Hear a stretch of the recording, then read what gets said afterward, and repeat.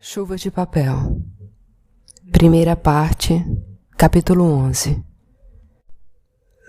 Por volta das 5, Joel se equilibra nas muletas e senta na cadeira de praia capenga no meio do pátio. Inclina-se e acompanha os apartamentos dormentes durante o dia acordarem por meio das TVs e chuveiros ligados, dos ruídos e aromas das cozinhas. É uma confraternização inconsciente, acompanhada por Joel no tempo sensível da velhice e da doença e acentuada pelos dias atípicos de um longo abril em pandemia. Por volta das 7, ele dobra a cadeira e volta para dentro. Senta-se de frente para o quadro da Marina. Glória, banho tomado e cabelo úmido, exalando o cheiro honesto do sabonete verde pistache, diz que o noticiário vai começar. Prefiro pensar na vida. A TV acabou com o jornal. Hoje em dia quase ninguém lê. Nem você. Eu assino e você ignora. O jornal fica aí, em cima da mesa. Jornal eu dispenso, porque já sei o que vai sair. TV eu dispenso porque não gosto. Hoje tem mais repórter estudando para concurso que nas redações. Tudo por causa da TV. O neto da Aparecida está estudando comunicação. No início do ano, ele veio me entrevistar para um trabalho da faculdade. Algo sobre memória ou negligência da memória. Alguma coisa assim. Foi a Aparecida que sugeriu. Ela disse ao garoto que se ele quisesse saber do passado, era só olhar o meu apartamento. Aqui, a única mudança foi eu ter encolhido, e por isso o apartamento parecia maior. Repartiu isso para mim no telefone, achando engraçado. Desaforo. Se eu fosse mais nova, respondia à altura. Antigamente eu gritava mais. Diria para a Aparecida que era melhor ficar no passado do que ter nariz arrebitado aos 70. Ela era mais bonita antes da plástica. Fez o mesmo com o apartamento. Arrancou os tacos do chão, botou granito. A gente acha que está andando num shopping. Aí esbarra na poltrona verde musgo e se dá conta de que não saiu do Maracanã. Apartamento medonho, em prédio medonho. Tudo o que fizeram com mais de 10 andares é errado. Cidade pavorosa. Vai no pátio e olha para cima. Cada prédio desses com menos carisma que cera de depilação. É um dane-se que a construtora deu à cidade. Mas, como eu ia dizendo, o neto da Aparecida veio me entrevistar. E o rapaz tinha algo, uma atenção silenciosa, que me fez querer falar. Não me diga. Pois é o que estou lhe dizendo, justamente, neste momento. Ora, algumas pessoas, raras, perguntam com interesse. A conversa flui. Você também é assim. Eu desisti de saber dos outros. Você é mais velho, mais feio, azedo e cansado, mas é curioso. Sei demais para ser curioso. Não sabia o que tinha no gabinete do banheiro, tanto que fuxicou tudo. Mas então, o rapazinho nessa cadeira, se mostrando interessado, colocou o telefone para gravar. Eu fiquei nervosa. Disse que precisava de guia. Ele disse: se eu te guiar, não vai ser só a sua memória que vai me contar. Vai ser também o meu jeito de ver. E não é que era verdade? Se eu dissesse o que eu queria, em vez do que ele queria saber, o que eu diria seria mais cheio de mim. Falei pelos cotovelos. Mas por que eu estou lhe dizendo tudo isso? Lembrei. É que o rapaz, com o dom da escuta e vocação para repórter, vai terminar como um desses jornalistas sem trabalho. Isso porque ele tinha uma tatuagem. Pare de sussurrar. Ninguém está sussurrando. Esse é o meu tom de voz, um pouco mais baixo. Começava em cima do muque. Descia pelo cotovelo e abria um bocão de serpente nas costas da mão. E quem vai dar emprego para um rapaz assim, que parece usuário de tóxico? Mesmo que se redima e use terno, a língua vermelha da serpente vai sair pelo punho da camisa, como se fosse, assim, bandeirinha de São João. Rapazinho com uma cara tão boa. E se um dia ele quiser apagar a tatuagem, vai ficar uma marca horrível. Eu sei porque vi na televisão um programa sobre tatuados arrependidos. Tinha outro desenho saindo pela gola da camiseta até a metade do pescoço. Verde. Parecia o Pico da Tijuca. É claro que eu não ia dizer nada. Só depois acabou a entrevista e senti haver espaço. Eu perguntei sobre a mancha verde. Ele disse que era uma tatuagem em homenagem ao pai. Com escamas? Perguntei. É um dragão, ele disse. Mas meu filho... Respondi. Há tantas formas de se homenagear um pai. Escreve um cartão. Ele riu e me olhou de um jeito. Desse jeito mesmo que você está olhando. Vou voltar para o pátio. Estou para jogar fora a cadeira de praia. Não senta de novo, Joel. A madeira está podre. Vai desabar. Ele caminha até o centro do pátio. Abre a cadeira de praia e senta. Se você colocar o dedo na dobra da cadeira, pode decepar, Glória diz. Joel sorri, satisfeito com a preocupação. Aconteceu com o filho de uma amiga. O menino se estabacou no chão e depois do susto descobriu a falta de um dedo. Eu só sei que ela chegou no hospital com o filho no colo e o dedo num saco de gelo. Ele estica as pernas. Deixa o corpo pesar na cadeira. Contempla o quadrado de céu. Capítulo 12. Era um domingo. Eu estava na escuta do jornal. Rádio sintonizado na estação das delegacias. O telefone tocou. Alô? Bom dia, meu amigo. Rosa Vermelha. Há quanto tempo? Eu estava de férias. Fui com a família para Lambari. O que há de novo? Azia, sem dormir por causa da queimação. A patroa acha que é úlcera. Marcou consulta no Hospital de Bom Sucesso. Tem que ver. Desconfio dos médicos. Vão querer me abrir. Fico nervoso. A patroa vai comigo. Bora trabalhar, amigo? Manda. 3 presuntos na estrada do Catonho.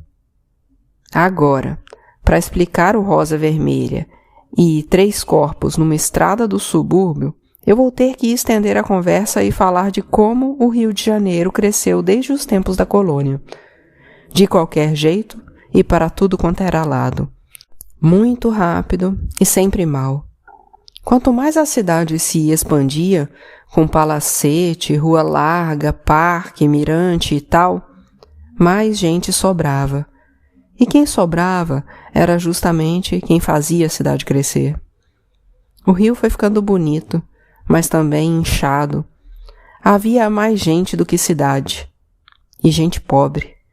Primeiro milhares, depois centenas de milhares, e então milhões. Eles se ajeitaram nas palhoças do Brasil Colônia, arranjaram-se nos cortiços da República, foram enxotados do centro com as reformas urbanas, criaram as favelas, inventaram os subúrbios. Esse povão compunha a essência das reportagens policiais. Crianças acorrentadas ao pé de mesa enquanto os pais saíam para trabalhar. Jovens violentadas, mortas ou desaparecidas. Amantes e esposas assassinadas. Trabalhadores que caíam dos trens e dos bondes lotados. Trabalhadores que se jogavam sob os trens. Famílias que tudo perdiam nos incêndios suspeitos das favelas. Descendentes de escravos, retirantes fugindo da seca e do latifúndio, imigrantes europeus. Órfãos e viúvas, meninas defloradas e abandonadas, velhos sem força para o trabalho, desequilibrados e deficientes, gente com nada ou quase nada, mas que fazia filho e ficava doente, ocupava espaço, precisava comer, se vestir e morar. Era a ralé, que em vez de ser entendida como sintoma de uma cidade doente, cidade precisando de remédio e tratamento, foi vista como sujeira a ser limpa. Lacerda, governador da Guanabara nos anos 1960, limpou. Montou uma força especial, a Invernada de Olaria. Esse grupo fazia uns servicinhos para o governo, do tipo sumir com os mendigos afogando no rio Guandu. A Invernada deu origem ao Esquadrão da Morte, que auxiliava o trabalho da polícia matando os que estavam sobrando e incomodando. O esquadrão se formou e se impôs. A gente viu e deixou, como se fosse normal prender sem motivo ou mandado, torturar e fazer desaparecer. Pessoal em casa lendo a notícia de mais outro corpo desovado na Avenida Brasil, virando a página para ver o resultado do turf. Rosa Vermelha era o Relações Públicas do Esquadrão da Morte. O cara com intimidade para ligar para a redação e dar as dicas de quem eles tinham eliminado. Eu aceitando, como se fosse normal, dizendo: "Toma leite, Rosa, para a dor de estômago." Ele: "Rapaz, vou tomar. Matamos 3, tá aqui o endereço. Vão lá tirar a foto, escrever reportagem." E a gente ia, agindo sem pensar, além dessa linha de produção macabra, fazendo parte da linha de produção. Quanto mais a polícia paralela se organizava, com o esquema de matar e avisar aos jornais, mais a cidade se calava e consentia, se desorganizava e afundava no caos. Até a morte número 100 eu contei. Disse que tinha que escrever sobre isso, sobre a 100ª vítima do esquadrão. A chefia não quis. Então eu perdi a conta. Todo mundo perdeu a conta. Nada podia ser pior para uma cidade do que perder essa conta. Mas vou dizer, eram tempos difíceis. Se bem que eu desconheço o tempo fácil. Ditadura comendo solta. Gente saindo de casa pela manhã e nunca mais voltando. Morador perto de quartel reclamando do barulho. Era grito do pessoal sendo torturado. Eu tinha 2 filhos. Todo mundo tinha 2 filhos e uma mulher do ladinho na cama. Algum dinheiro na poupança, para quem sabe mais adiante comprar um terreno na serra. Vontade de ir a uma festa junina, de passear aos domingos na Quinta da Boa Vista. Querendo viver bastante para poder conhecer um neto. Essas ilusões bonitas que fazem a gente seguir. Apesar de tudo, e principalmente por causa de tudo, era preciso proteger essa felicidade simples. Os detalhes que fazem a gente acreditar que a vida vale a pena. E nos tornamos dóceis, por comodismo, necessidade, hipocrisia e imposição. A gente foi se acostumando com a violência e só de vez em quando se assusta. Ontem mesmo, saí do pátio, passei por Glória na frente da TV, tapando a boca diante da notícia de 19 mortos pela polícia numa favela. Tiro das costas, tiro em menor, tiro em pedreiro. Tem sempre um pedreiro na hora e no lugar errado. Aliás, pedreiro carioca já nasce na hora e no lugar errado. Ela encara a tela chocada e está ali, e em retrospectiva, tentando ligar o que sabe sobre o rio à imagem da sala com sangue no chão e uma estante com vaso de planta e porta-retratos com foto de criança. A foto incomoda. É um afeto estranho à cena, um desejo por dignidade anterior. Eu sei quando tudo começou, com o Esquadrão da Morte nos anos 1960, com um incêndio suspeito em favela e o povo enxotado para os subúrbios. E antes disso, com o Filinto Miller, torturador do governo Getúlio, que treinou os policiais do Esquadrão da Morte, que treinou o pessoal das milícias. E muito antes, com o capitão do mato torturando o escravo, negro açoitado no Pelourinho. São vários os começos. E tem esse dia, quando Rosa me liga.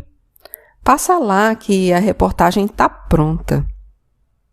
Eu já estava meio gordo, já tossia com pigarro renitente. Eram 2 maços por dia, ou 1,5 maço em dia tranquilo. Já havia decorado o roteiro de uma reportagem policial. Sabia o que veria e sobre o que iria escrever.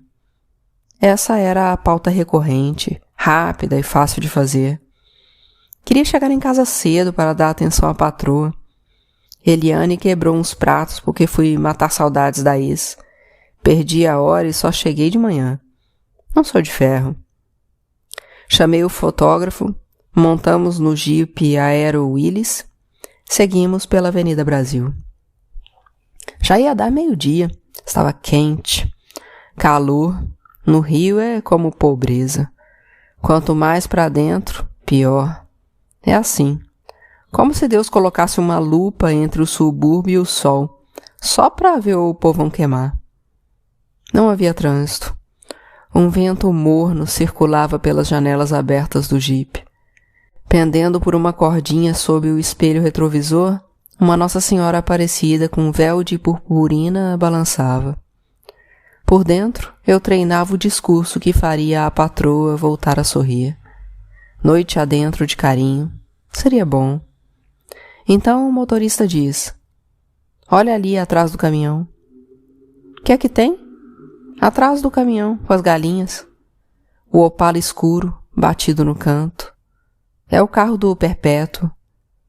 Perpétuo de Freitas.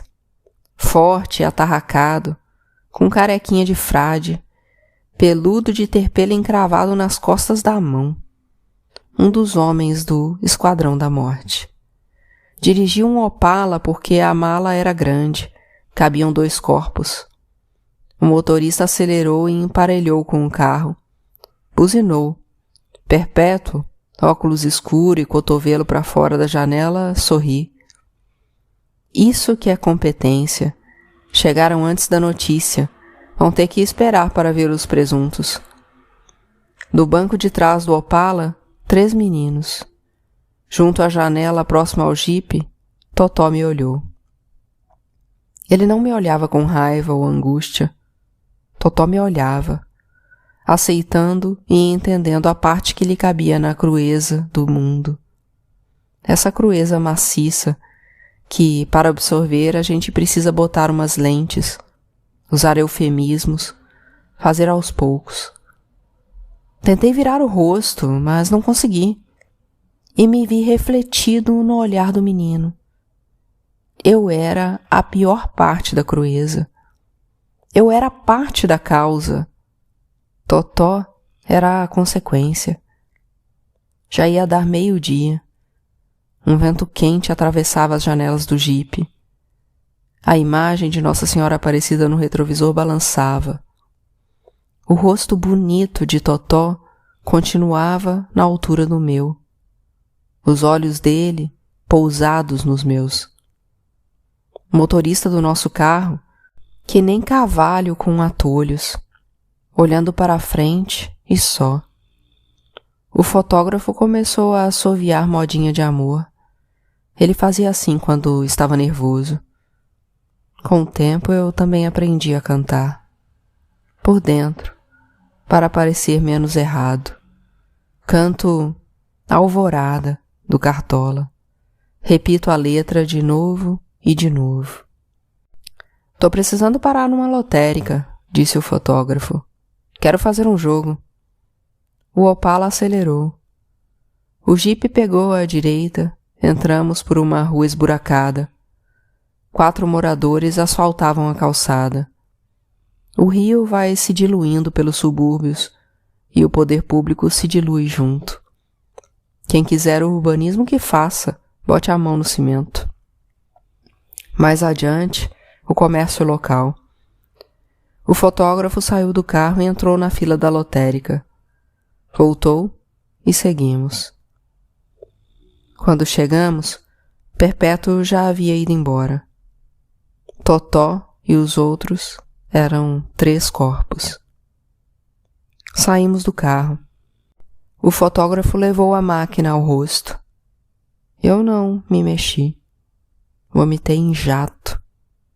Formigas graúdas avançavam sobre o vômito.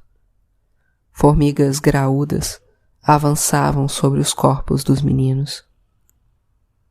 Até hoje eu sinto a mesma pancada no coração e me pego querendo lembrar diferente. Vemos o carro de Perpétuo, eu coloco o rosto para fora da janela e grito para ele soltar os meninos.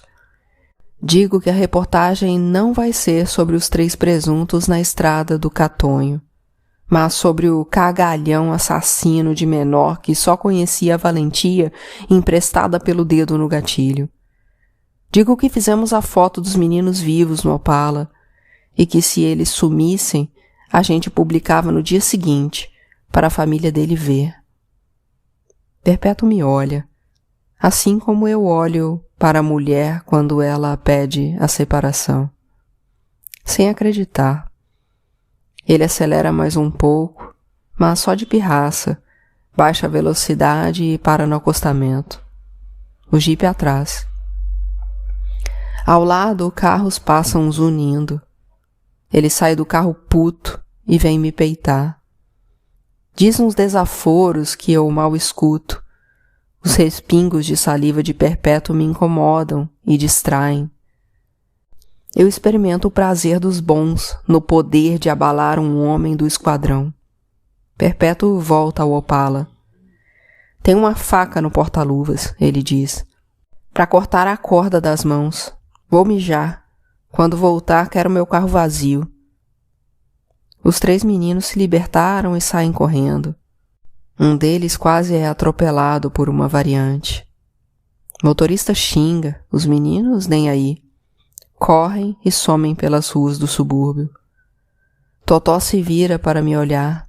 Está sorrindo. Em outras versões, Perpétuo soca meu rosto e eu perco um dente. Ou eu caio na porrada com ele, fotógrafo e motorista tentando apartar. Ou brigamos todos, motorista e fotógrafo do meu lado. Eu sou demitido, sou torturado e desapareço. Mas em todas as versões, eu grito. Eu coloquei o endereço de Totó na reportagem. Eu dei o serviço para o esquadrão. Coloquei por vaidade, para o texto ficar elegante, porque seria agradável para os leitores ler sobre as flores desbotadas na parede com reboco aparente.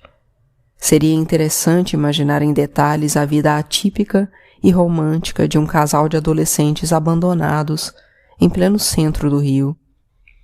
Colchão de palha junto a um corrimão de jacarandá, fogão de tijolos empilhados na cozinha onde se faziam banquetes na época do imperador. Fiz por capricho.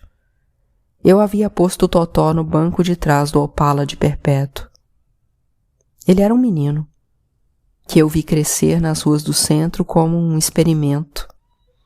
Entrava o ano e eu pensava que seria o último. Totó sumiria como os outros. O que eu sabia dele era pouco para virar notícia. Vivia com a mãe e 8 irmãos num barraco da Rocinha. Chovia e alagava. A cama e os bancos boiavam. Foi 1 ano para a escola. A letra era feia. Os irmãos menores sujavam o caderno, rasgavam as folhas. O lápis quebrou. Me contou sobre um livro que estava lendo, com um castelo. Levaram o livro antes que terminasse. Os alunos da outra turma tinham que ler. Numa noite choveu forte e o barraco desabou.